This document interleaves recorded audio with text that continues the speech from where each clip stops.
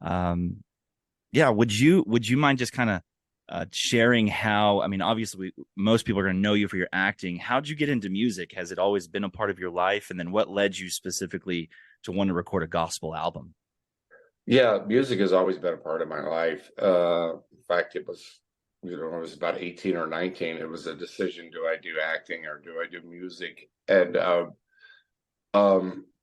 but I've always also I was never able to shred a guitar. I knew I never was going to be able to do that, and so songwriting really was kind of my defense for that.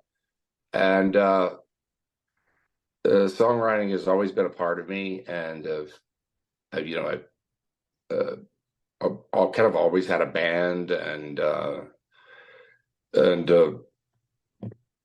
but around 1990 I was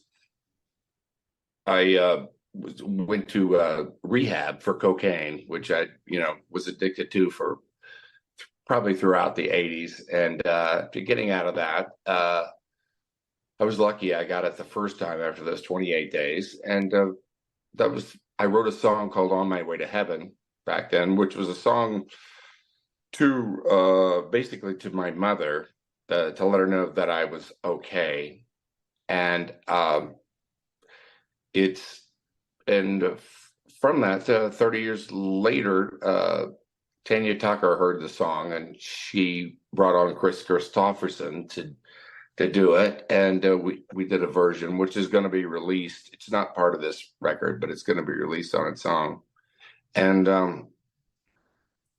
from that came the idea of just do an album of a gospel record, and went together, and that's they were open to doing it, and a couple of years later did the record during COVID, and here it is. That's awesome. So go ahead and tell us about the gospel album Fallen, and what you want listeners to get out of it and walk away with, and give us a little background of the album. Oh, well, it's really it's my spiritual journey. It's very it's very personal. It's uh I would guess down at the bottom of it is my personal relationship with Jesus, and because that's what it came to. And it's I grew up in the Baptist church, and First Baptist of Bel Air. That's where I was baptized when I was 9 years old, and I became disillusioned with I guess what you call churchianity, I think, as a teenager, and Sure. I turned to other things.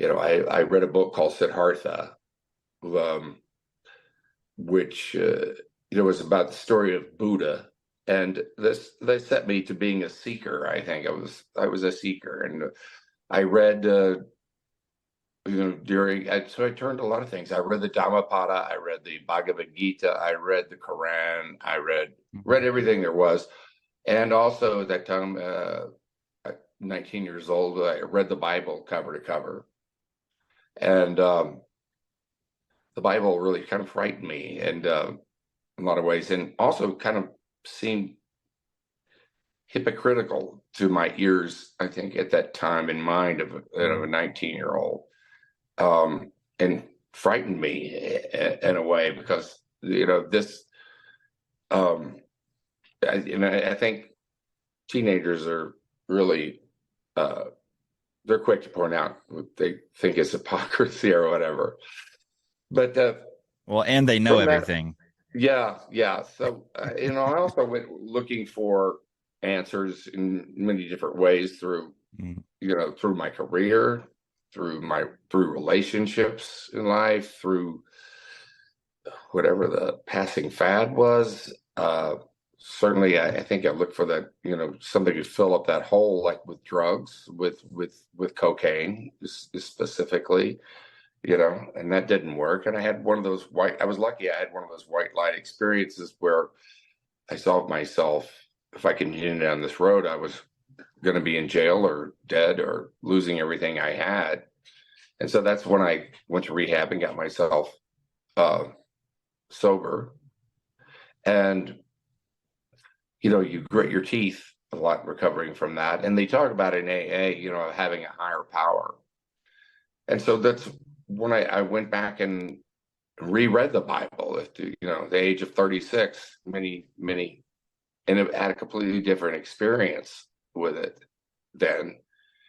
And the red words of Jesus really popped out to me in that. And I think that was really the beginning of truly having a personal relationship with Jesus Mm. as, my Lord and Savior. But that personal relationship is, to me, is really what it's all about.